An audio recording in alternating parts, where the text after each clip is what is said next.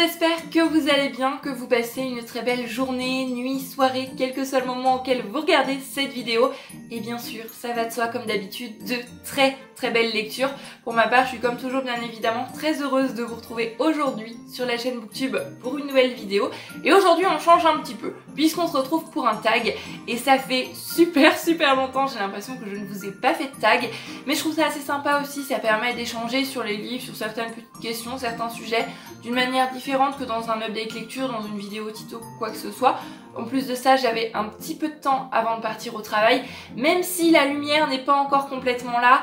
Je vous l'ai déjà dit, je travaille dans une boutique cadeau, donc la période de Noël approchant, ça devient assez compliqué de trouver du temps pour vous tourner des vidéos, même si voilà, il y a plein de vidéos que j'ai très envie de vous tourner. Je me rattraperai en 2020 avec la nouvelle année, une fois les fêtes passées, j'aurai plus de temps, et même au niveau de la publication des vidéos, c'est un peu compliqué, c'est toute une organisation, donc il est possible que pendant le mois de décembre, il y ait 1-2 semaines pendant lesquelles il n'y aura pas de vidéo, mais je vais essayer de trouver du temps quand même pour vous en tourner, parce que forcément quand je ne tourne pas, quand je ne discute pas comme ça un petit peu bouquin avec vous, eh bien ça me manque.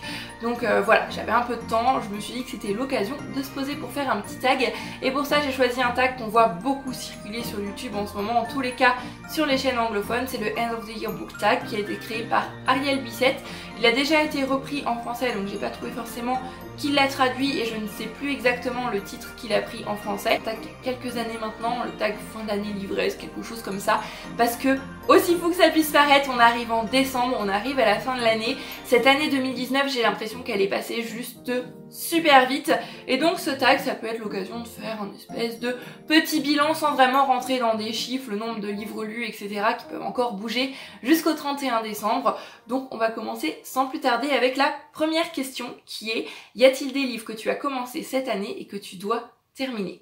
Alors personnellement, je ne mets jamais mes livres en pause. Quand il y a une lecture qui est un petit peu dure, un petit peu laborieuse, j'arrive pas à l'abandonner non plus. Je sais que c'est un petit peu stupide, mais j'ai toujours peur que la fin soit juste incroyable et qu'en abandonnant le livre, je passe un petit peu à côté, mais j'ai pas envie de le laisser de côté non plus parce que j'ai pas envie d'avoir un livre qui traîne pendant 3-6 mois en me disant bon, va peut-être falloir que j'avance dans ce livre là, sachant qu'il y a tout un tas de livres qui me font envie à côté, j'ai envie de le terminer le plus rapidement possible. Donc pour l'instant je répondrai non, il n'y a pas de livre que j'ai commencé cette année que je dois terminer, mais on va regrouper un petit peu avec la question suivante parce que comme ça je vais vous parler de ma lecture en cours. Donc la question suivante était: as-tu un livre d'automne pour t'aider à faire la transition vers la fin d'année?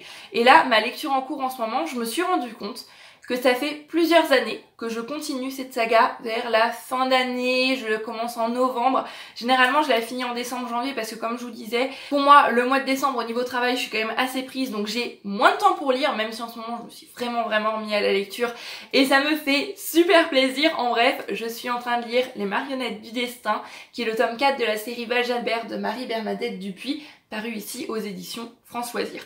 Alors je ne sais pas si c'est devenu un petit peu ma lecture de transition automnale-hivernale parce que c'est une petite brique qui vous tient compagnie pendant un bon petit nombre de soirées, ou si c'est parce que ça se passe au Québec, on a des magnifiques descriptions, le froid, les paysages enneigés pendant certains chapitres. Mais retrouver Hermine, c'est devenu un petit peu ma tradition de fin d'année. Vous en doutez bien, j'en suis quand même au tome 4. C'est de belles petites briques.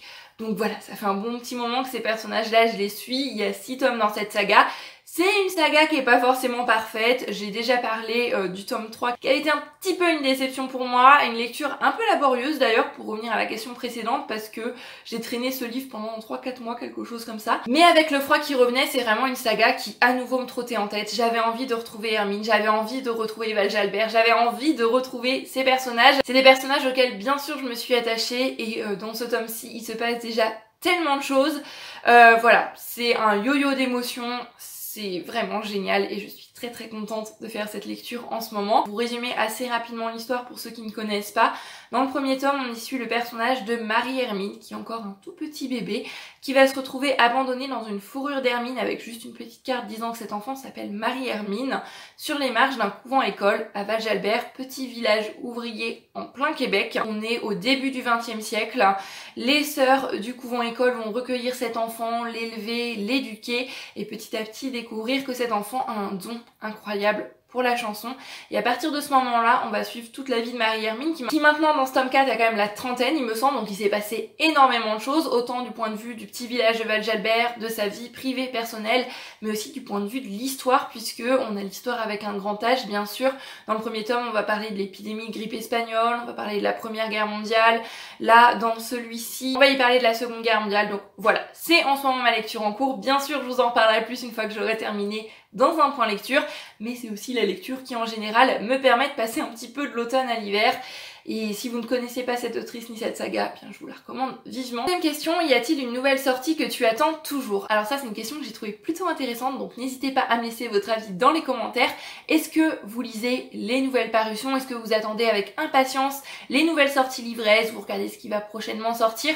Ou est-ce que vous prenez des livres au gré de vos envies sur les rayonnages et vous faites pas forcément attention à ce qui est sorti récemment? Personnellement, c'est un peu des deux. C'est vrai que y a certains livres qui sont sortis récemment qui me font envie, il y a certains livres d'auteurs que j'aime énormément qui sont sortis. Je pense d'ailleurs au tome 5 de Sauveur et Fils dont j'attendais la sortie avec impatience, mais tout en sachant que je les lis en les empruntant à la médiathèque, donc le temps que le livre soit équipé, le temps qu'on puisse l'emprunter, il y a un petit délai forcément, je ne le lirai pas dès sa sortie. Les sorties livrées, je suis pas forcément au courant et c'est vrai que souvent les livres que je lis, pour la plupart ils sont quand même sortis il y a quelques années maintenant et ça ne me dérange absolument pas. C'est sur ça que je voulais avoir votre avis. Est-ce que pour vous, un livre qui vient de sortir, donc dont on parle beaucoup, qui a beaucoup d'avis positifs ou qui a beaucoup de revues dans la presse, à la télévision quoi, est-ce que pour vous ça rajoute une pression supplémentaire sur votre lecture? Est-ce que ça vous fait lire ce livre différemment peut-être? Je sais pas, personnellement quand je lis un livre qui vient de sortir ou un livre dont on parle partout, qui reçoit plein d'avis positifs,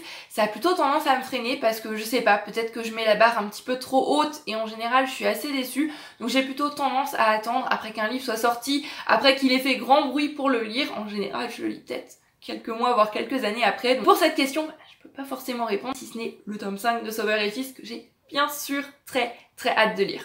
Quatrième question, quels sont les 3 livres que tu veux lire avant la fin d'année? Donc bien sûr, vous vous en doutez, encore une fois, avant la fin d'année, j'aimerais bien terminer le tome 4 de Val-Jalbert pour pouvoir ensuite lire le tome 5. J'aimerais aussi beaucoup lire 13 à table parce que voilà, c'est devenu un petit peu une tradition.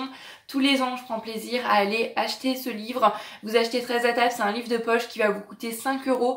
En plus de ça, vous faites une bonne action puisque l'argent va être versé pour les restos du cœur. C'est plein de petites nouvelles de plein d'auteurs différents, donc grâce à ces nouvelles 13 à table, j'ai pu découvrir certains styles, certains auteurs. Ça m'a donné envie de découvrir plus de leurs œuvres cette année, c'est sur le thème du voyage. Donc pour les fins d'année, pour le mois de décembre, c'est pas un thème, je vais l'avouer, qui me tente, qui m'inspire plus que ça, mais bon, je vais l'acheter quand même en tout cas. Puis c'est des nouvelles, ça se lit vraiment très rapidement. Donc j'ai hâte de me procurer l'édition de cette année et puis le lire. Et pour terminer, le 3e livre que j'ai envie de lire avant la fin d'année, c'est un livre de Noël, donc j'aimerais bien pouvoir le lire avant la fin décembre. Il s'agit du livre Un cadeau inespéré de Françoise Bourdin, qui me suit tous les Noëls depuis un bon petit moment maintenant. Donc cette année 2019, ça y est, enfin j'espère, je vais pouvoir découvrir ce livre. Françoise Bourdin étant en plus de ça une autrice que j'aime beaucoup. Pour l'instant, aucun de ses livres ne m'a déçu, donc c'est déjà retrouver une autrice que j'aime, c'est retrouver une plume. En plus de ça, j'en ai lu plein de très bons avis, une histoire de Noël qui a l'air vraiment toute mignonne, j'ai juste tellement hâte. Ça y est, je pense que je vais pas tarder à vraiment me lancer dans mes lectures de Noël, donc elle risque d'arriver plus tard dans pas mal de petites updates lectures. 5e et dernière question, est-ce que tu as commencé à faire des plans lecture pour 2020? Oui, bien sûr, il y a plein de livres que j'ai envie de lire en 2020, il y a plein de genres que j'ai envie de lire en 2020, il y a plein d'auteurs que j'ai envie de découvrir. Est-ce que je vais me caser certains genres selon certaines saisons ou certains mois? Ça je le sais pas encore vraiment, mais je sais que j'ai envie déjà de lire plus en VO, ça c'est sûr et certain. J'ai envie de lire un petit peu plus de littérature de terroir, de découvrir un petit peu plus ce genre parce que les quelques livres que j'ai pu lire, j'ai énormément aimé. Moi qui suis une grande fan de l'histoire avec un grand H, de la fin 19e, début 20e, ne serait-ce que la vie classique dans un petit village, les romans de terroir, pour ça c'est vraiment parfait. En plus de ça, je trouve que on n'en parle pas forcément beaucoup sur YouTube et je suis sûre qu'il y a de belles pépites à découvrir dans ce genre là également, donc j'aimerais en lire plus. Donc voilà, il y a plein de choses qui me font envie pour 2020 bien évidemment. J'en suis sûre 2020 va encore passer bien trop rapidement. Lire tous les livres que j'ai envie de lire pour vous parler de toutes mes lectures, pour partager partager avec vous, mais en 2020, plan lecture, vraiment, continuez à prendre du plaisir, à vous tourner des vidéos, à parler livres avec vous, à lire tout un tas de genres différents, lire ce qui me fait envie, ce qui me fait plaisir à l'instant T, à dévorer. Voilà, je pense que ça, c'est mon plan principal pour l'année 2020, pour l'année 2019 et pour toutes les années à suivre. Sur ce, bah ça y est, on était sur la dernière question de ce tag. Je ne sais pas si ça s'est vu, mais ça faisait quand même un sacrément long moment que je n'avais pas tourné de tag. Donc j'étais un petit peu rouillée, j'ai eu un petit peu de mal, mais n'hésitez pas, vous, à me dire vos réponses dans les commentaires. Si vous avez fait ce tag, à me le dire également, j'irai le voir avec grand plaisir, parce que c'est aussi pour ça que c'est chouette les tags, c'est pour échanger sur les questions. Toujours un plaisir d'aller discuter avec vous par ici. Pour ma part, en attendant, je vous fais comme d'habitude à tous plein de bisous. Je vous souhaite de très très belles lectures et je vous dis à bientôt sur la chaîne Booktube pour une nouvelle vidéo. Prenez grand soin de vous. Bye bye.